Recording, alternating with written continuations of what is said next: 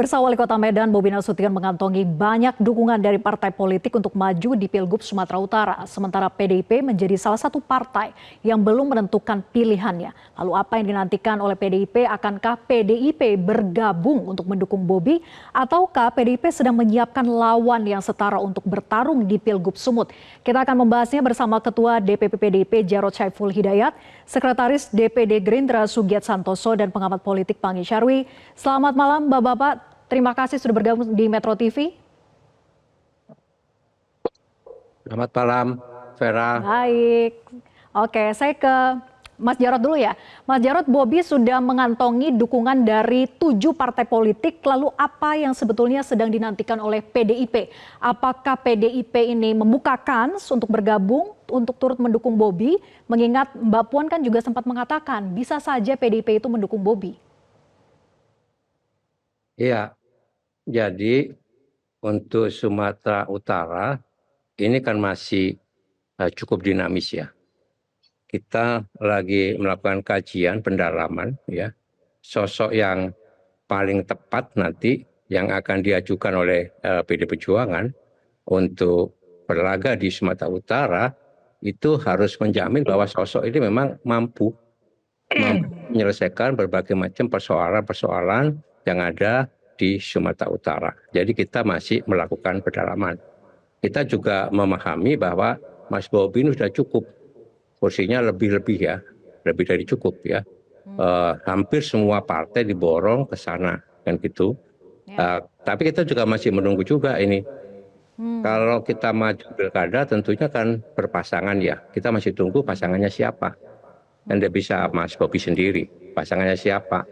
Sehingga kalkulasi-kalkulasi itu akan menjadi masukan bagi kita untuk melakukan pendalaman. Itu yang pertama. Yang kedua, PD Perjuangan ini lagi mendalami beberapa calon yang potensial untuk bisa kita perjuangkan untuk memimpin Sumatera Utara. Salah satunya Pak Edi Rahmayadi.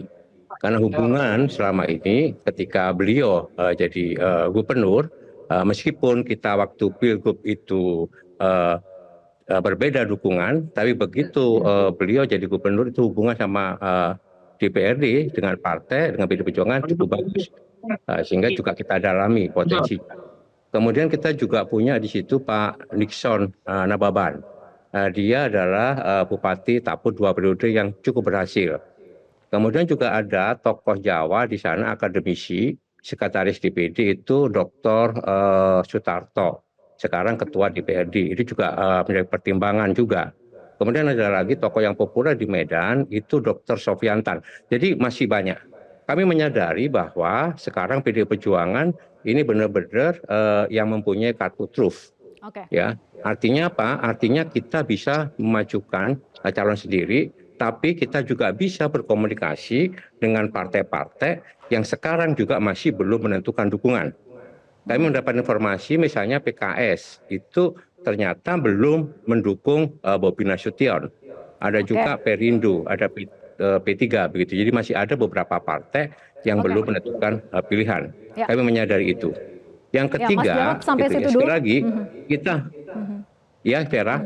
Iya, Mas Jarod, jadi PDIP ingin mengatakan bahwa PDIP menutup pintu untuk bergabung dan mendukung Bobi Nasution. Karena walaupun Mbak Puan sempat mengatakan bisa saja mendukung Bobi, tapi kan sebelumnya ini bertolak belakang dengan pernyataan dari Sekjen PDIP Hasto Kristianto bahwa nama dari Bobi itu sudah di blacklist. Jadi benar-benar ingin ditegaskan lagi bahwa PDIP memblacklist nama Bobi begitu ya? Kita tidak pernah ada blacklist ya. Tapi kita berdasarkan pertimbangan kemampuan seseorang dan potensi dia. Karena PD Perjuangan ini berjuang untuk melawan ya, melawan praktek-praktek nepotisme, praktek-praktek korupsi ya. Kemudian kita menghargai konstitusi. Ya, persoalan di Sumatera Utara itu sebetulnya kalau Mbak Vera, kalau kita cermati itu lebih banyak kita harus membangun jiwanya. Ya. Apa itu persoalan yang utama di sana ya? Nepotisme, korupsi, ya, narkoba, ya, perjudian, ya, itu persoalan-persoalan ya. Kemudian apalagi kemiskinan, ketimpangan, stunting, infrastruktur yang rusak. Maka sebab itu dibutuhkan pemimpin yang kuat, yang mempunyai jam terbang yang tinggi gitu ya, untuk bisa mengatasi berbagai macam persoalan yang ada di Sumatera Utara. Ini bukan persoalan kita sekedar ingin menang, tapi setelah menang itu kita mewabah. Apakah betul-betul itu pemimpin yang diharapkan oleh rakyat Sumut? Kemudian Mbak Vera, perlu saya sampaikan, saya klarifikasi, ya, dukungan partai yang besar itu belum tentu menjamin 100%. Kita banyak pengalaman untuk itu. Ini ada Mas Pangi di sini ya. Surabaya misalnya, wali kota Surabaya ya, Eri Cahyadi dan Armuji itu sendiri di Surabaya, ya, dikeroyok dengan semua partai, sudah diborong oleh Pak Mahfud Arifin pada saat itu ya, menang juga. Pengalaman DKI juga seperti itu. 2012 Pak Jokowi dan Pak Ahok waktu itu sendiri, PD Perjuangan bersama-sama dengan Gerindra, Pak Sugiyat, semuanya ke Sorong, yang menang juga. Artinya apa? Artinya mari kita dengarkan suara di akar rumput, gitu ya. Selama kita mendengarkan harapan dan suara di akar rumput dan calon kita itu betul-betul dekat, bukan sekedar, maaf ya, bukan sekedar ya tergantung kepada misalkan kalau Mas Bobi terus terang aja sosok mertuanya, mereka kan sungkan semua sehingga mendukung. Buru-buru mendukung ke sana, betul kan? Jadi Ya, ini Mas Jarod, persoalannya. tapi yang sempat disampaikan oleh Mas Hasto, ini adalah suara dari akar rumput, yaitu suara dari DPD Sumut gitu ya, bahwa memblacklist nama Bobi Nasution itu. Jadi itu yang ingin kita konfirmasi, apakah memang tegas bahwa PDIP sesuai dengan apa yang disampaikan oleh Mas Hasto saat itu? Kita sekali lagi ini sangat dinamis begitu ya. Kita sangat dinamis. Memang suara-suara dari DPD, DPC gitu ya, jangan mendukung ya mereka-mereka yang dalam tanda kutip ya lupa akan sejarahnya, lupa akan asal usulnya, ya itu tidak bagus, ya itu tidak bagus. Dan ini betul-betul bagi kader-kader PDI Perjuangan menjadi catatan tersendiri, ya. Jadi sekali lagi ini masih panjang sampai Agustus begitu ya. Apakah kita sekarang tergantung pada PDI Perjuangan ya akan memunculkan kandidat yang benar-benar ya diharapkan mampu mengatasi persoalan masyarakat dan bonding sesuai dengan harapan dan keinginan rakyat kecil. Itu aja sebetulnya kuncinya. Komunikasi dengan partai politik tetap kita lakukan. Kami berkomunikasi dengan PKS, kami berkomunikasi dengan Perindo maupun dengan P3. Oke, saya akan tanyakan ke Bang Sugiyat, koalisi parpol yang super gemuk ini apakah masih membuka peluang sebetulnya untuk PDIP bergabung? Mengingat saat ini kan sudah ada 7 parpol begitu ya, dan apakah mulus juga komunikasi yang terjalin sejauh ini? Ya, terkait dengan Pilgubsu 2024, logika koalisinya tidak bisa lagi dipakai logika koalisi Pilpres. Misalnya pasca Pilpres kan seperti PKB dan partai-partai lain yang kemarin juga tidak berseberangan dengan Prabowo Gibran, ternyata juga setelah Pilpres lebih bisa move on untuk menyatakan sikap bergabung dengan Prabowo Gibran. Saya yakin dan percaya tidak bisa lagi digunakan logika koalisi Pilpres terkait dengan pilkada serentak. Ya pastinya kami dari Partai Gerindra melihat bahwa dinamika koalisi yang terjadi pada pilkada serentak itu masih sangat dinamis. Tidak menutup kemungkinan PDIP bisa berkoalisi dengan tim Koalisi Indonesia Maju pada pilkada serentak. Seperti misalnya di Jawa Tengah misalnya.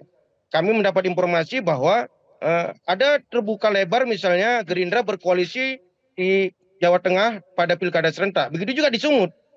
Saya yakin dan percaya bahwa dinamikanya masih sangat cair. Nanti menjelang Agustus ya kami menunggulah bagaimana sikap dan keputusan PDIP terkait Pilgubsu. Saya melihat bahwa tetap yang menjadi rujukan utama keputusan PDIP adalah Bu Mega. Bu Mega punya pattern sendiri, punya pola sendiri, punya mekanisme sendiri memutuskan siapa yang akan diusung pada pilkada, terkhususnya Pilgubsu.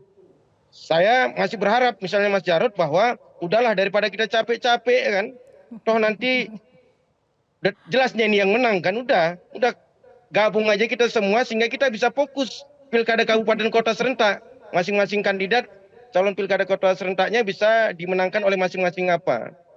Saya agak sedikit menegaskan apa yang disampaikan oleh Mas Jarod terkait dengan apa yang selalu menjadi keputusan PDIP. Tadi dikatakan Mas Jarod, kalau PDIP itu memutuskan adalah sosok yang bisa menjawab dinamika problematika pembangunan di Sumut. Kalau itu logika berpikirnya pasti bukan Edi Rahmayadi. Karena Edi Rahmayadi sudah 5 tahun dikasih kesempatan untuk memimpin Sumut dan tidak bisa menjawab problematika pembangunan Sumut. Perlu sosok baru. Terlepas apakah itu kader, banyak kader PDIP yang punya kualitas mumpuni untuk menjawab persoalan itu. Ada tadi disebutkan oleh Mas Jarod, Bang Nixon, ada Mas Jarod sendiri misalnya, ada Bang Sopiantan yang itu sudah mengakar luas. Kalau Edi Rahmayadi kan 5 tahun dikasih kesempatan gagal. Kalau itu yang nanti dipilih ya sama saja kan.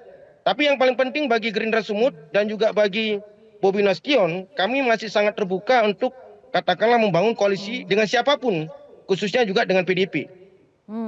Oke, jadi koalisi gemuk membuka peluang, membuka pintu selebar-lebarnya bagi PDIP untuk juga mendukung Bobi di Sumatera Utara. Lalu Mas Panggi yang ingin saya tanyakan adalah apakah solusinya dengan PDIP bergabung itu dengan memberikan calon wakil gubernurnya dari PDIP? Tapi dijawab nanti Mas Panggi, usai jeda tetap bersama kami di Prime Time News. Para pengabdi kekuasaan nirmoral dalam kontroversi. Besok, live jam 9 malam. Zona Bisnis, Senin hingga Jumat, live jam 10 pagi. Didukung oleh Top White Coffee, strong taste, smooth, the authentic taste of white coffee. Kita datang ke tempat ini dan kita harus selalu optimis. Rakyat Indonesia kan harus optimis. Oke? Udah dapat rekomendasi? Saya sama siapapun, jangankan mantunya presiden, sama mantunya malaikat pun kalau boleh lawan. Kita lanjutkan diskusi Mas Panggi, tadi dikatakan bahwa koalisi itu membuka peluang jika PDIP ingin bergabung mendukung Bobi Nasution. Lalu solusinya bisakah misalnya cawagupnya dari PDIP? Ya, begini Mbak Vera, bahwa mazhab pendekatan partai politik itu pasti ingin mempertimbangkan tradisi meritokrasi ya.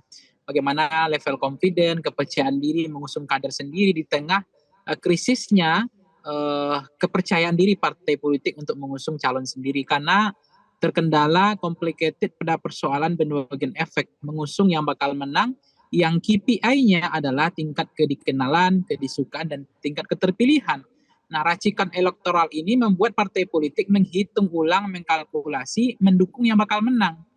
Nah, kadangkala partai itu kan kalau melihat, ketika kita melihat kemampuan pada soal kompetensi, kapasitas rekam jejak, atau kemampuan dalam mengatasi masalah, itu tidak bisa di zoom out di hasil survei. Makanya banyak kemudian partai politik punya mutual understanding, kebutuhan untuk merekrut atau menjadikan secara tidak langsung artis, public figure untuk menjadi calon kepala daerah.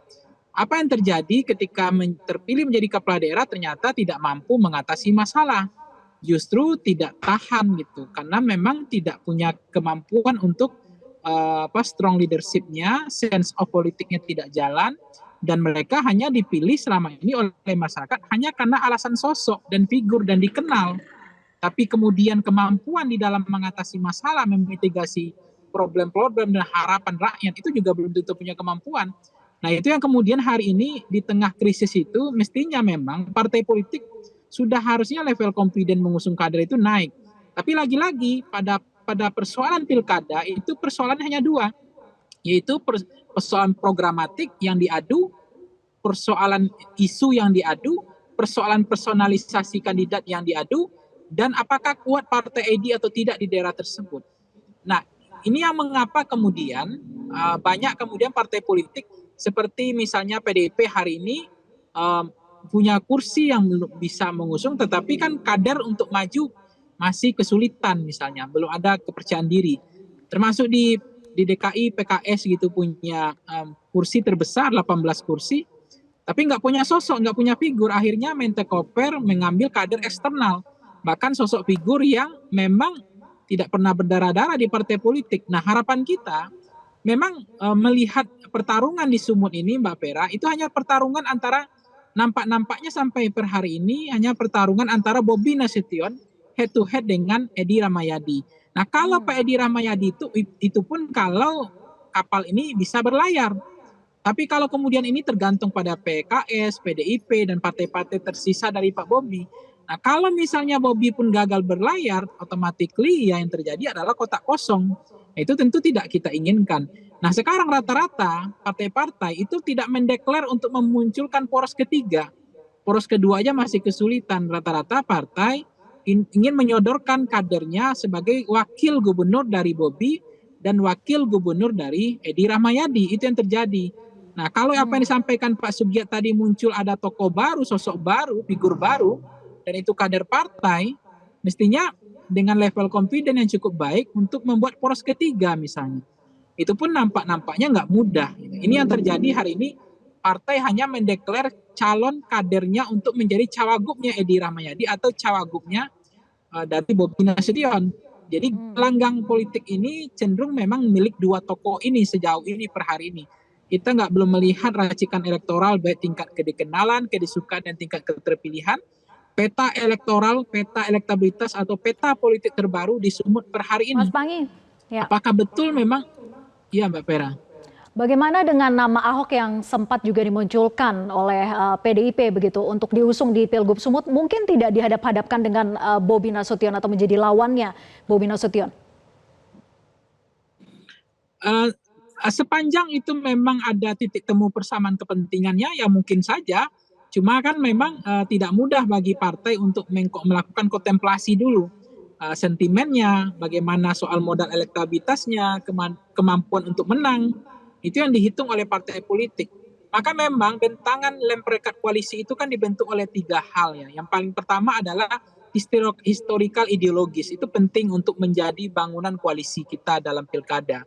Yang kedua adalah kesamaan visi misi programatik, itu juga penting.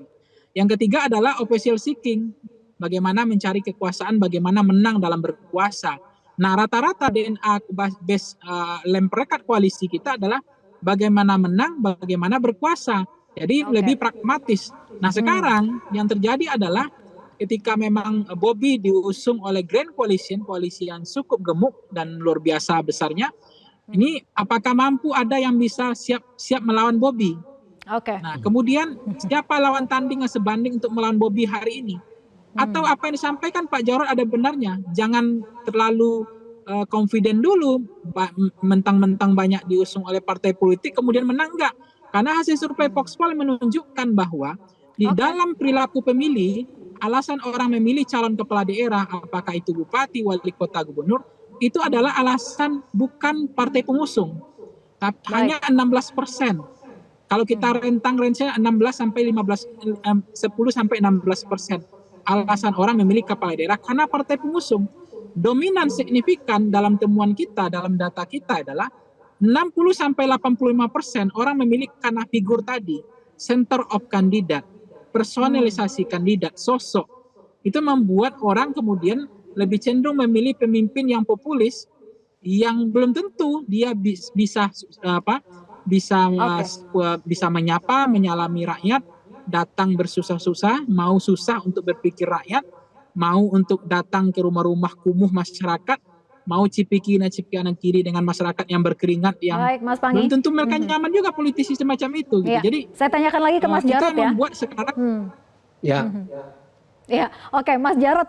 Jadi kalau memang PDIP ini kan mempunyai golden ticket begitu ya, adakah sebetulnya dorongan untuk lebih memilih mendukung ataupun mengusung dari internal kader PDIP, karena sempat waktu itu mencuat nama Ahok gitu untuk didukung di Pilgub Sumut, kemudian dihadap-hadapkan dengan Bobi Nasution. Apakah itu masih menjadi pertimbangan ataukah kembali kepada petahana yang sudah sangat mengharapkan sepertinya Pak Edi Rahmayadi bahkan berbicara di hadapan media begitu bahwa mengharapkan PDIP mendukungnya di Pilgub Sumut, Mas Jarod?